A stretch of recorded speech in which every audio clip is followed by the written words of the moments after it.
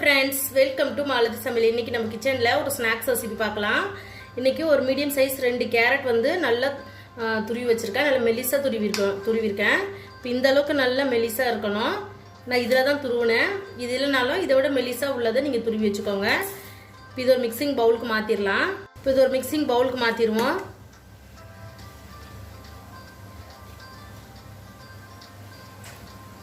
இந்த அளவுக்கு நல்ல மெலிசா இருக்கு பாருங்க. மிக்ஸி ஜார் எடுத்துக்கோங்க. இதில் வந்து நான் 2 ஸ்பூன் அளவுக்கு பொட்டுக்கடலை எடுத்திருக்கேன். இப்போ இதோட 1/2 ஸ்பூன் அளவுக்கு ஜீரகம் ஆட் பண்ணிக்கலாம். காரத்துக்கு ஒரு 3 மிளகாய் எடுத்திருக்கேன். உங்களுக்கு காரம் எவ்வளோ தேவையோ அந்த அளவுக்கு எடுத்துக்கோங்க. இன்னைக்கு 3 மிளகாய் எடுத்திருக்கேன்.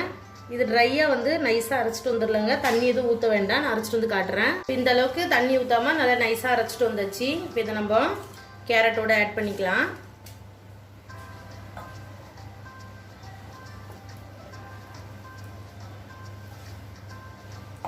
இப்போ இதோட 2 ஸ்பூன் அளவுக்கு அரிசி மாவு எடுத்திருக்கேன்.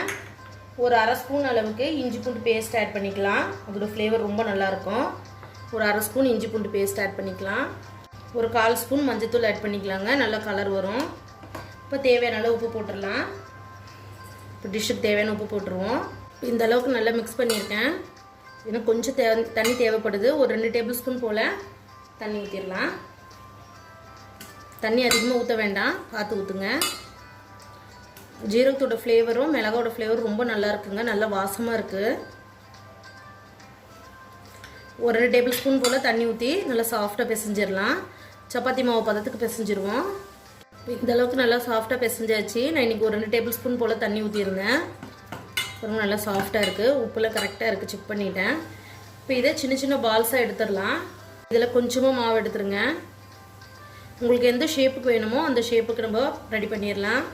ரொம்ப டேஸ்ட் நல்லா இருக்குங்க. குழந்தைங்க வந்து கேரட்லாம் டைரெக்டாக கொடுத்தா சாப்பிட மாட்டாங்க.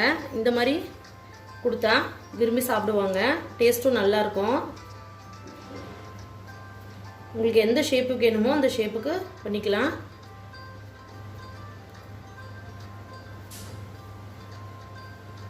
எனக்கு இந்த ஷேப் தான் பண்ணியிருக்கேன்.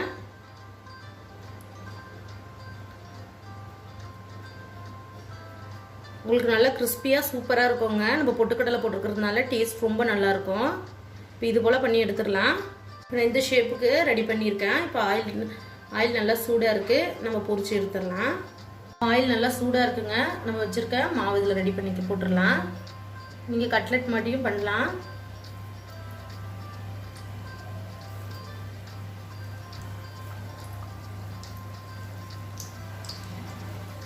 இது நல்லா 2 பக்கம் வெந்து வரட்டும். இப்போ ஒரு பக்கம் வெந்துருச்சு. திருப்பி போட்டுடலாம். மீடியம் ஃப்ளேமில் வச்சு வேக விடுங்க. அப்போ தான் வந்து உங்களுக்கு உள்ளுக்குள்ளே நல்லா வெந்து வரும். நல்லா கிறிஸ்பியாக சூப்பராக இருக்குங்க. கேரட் ஸ்மெல்லே வராது. குழந்தைங்க நான் விரும்பி சாப்பிடுவாங்க. இது நல்லா வெந்து இந்த பபிள்ஸ்லாம் அடங்கட்டும். இப்போ பபிள்ஸ்லாம் நல்லா அடங்கிருச்சு. இப்போ எடுத்துடலாம். பாருங்கள், நம்மளுடைய ஸ்நாக்ஸ் எவ்வளோ சூப்பராக வந்திருக்கு பாருங்கள். இது போல் எல்லாத்தையும் பொரிச்சு எடுத்துடலாம். நம்மளோட ரெசிபி நல்லா சூப்பராக பர்ஃபெக்டாக வந்திருக்குங்க. கண்டிப்பாக இந்த ரெசிபி நீங்களும் ட்ரை பண்ணுங்கள். இதில் நம்ம பொட்டுக்கடலையும் அரிசி மாவு போட்டிருக்கோம். நல்லா கிறிஸ்பியாக சாஃப்டாக இருக்கும். கேரட் வாசனை சுத்தமாக வராதுங்க. குழந்தைங்க விரும்பி சாப்பிடுவாங்க. கண்டிப்பாக இந்த ரெசிபி நீங்களும் ட்ரை பண்ணுங்கள். ட்ரை பண்ணிவிட்டு எங்கள் சேனலுக்கு லைக் பண்ணுங்கள், ஷேர் பண்ணுங்கள், கமெண்ட் பண்ணுங்கள். மறக்காமல் மாலதி சமையலுக்கு சப்ஸ்கிரைப் பண்ணிக்கோங்க. தேங்க்யூ.